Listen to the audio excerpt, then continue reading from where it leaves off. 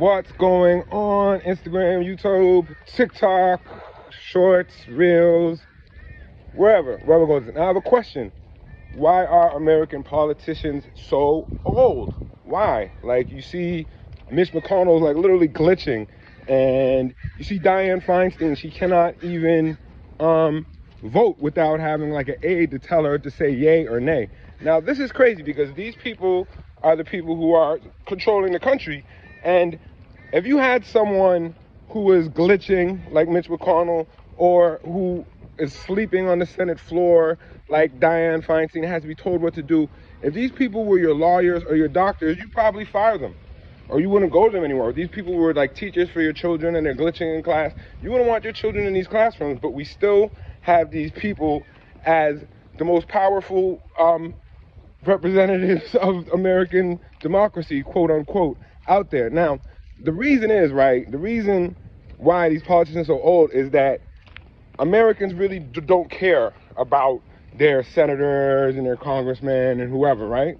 You know what I'm saying? They just vote every 4 years for the presidential election, and then pretty much they let big business, whoever, decide who's going to be the congressman and the senators. Every now and then you get like a AOC and people get behind her, and then they wound up being that same corporate back pocket. So the reason we have politicians like Joe Biden, who's 80 years old, and I don't want to be ageist, right? But it's a biological fact that the human body and brain deteriorates as you get older. And there are a lot of diseases that happen as you get older that cause dementia. And if you look at Joe Biden, right, and this is just a honest perspective, like, he's making so many gaffes. He's little Mr. Magooish out there. He's not, I wouldn't want, if he were my Uber driver, I would be scared for my life.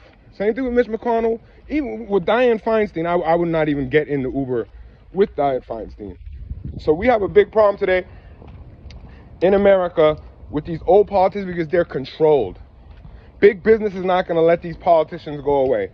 They're not going to replace them with someone younger, better, or smarter, because then they have to bribe a whole new politician. And a lot of politicians are blackmailed too.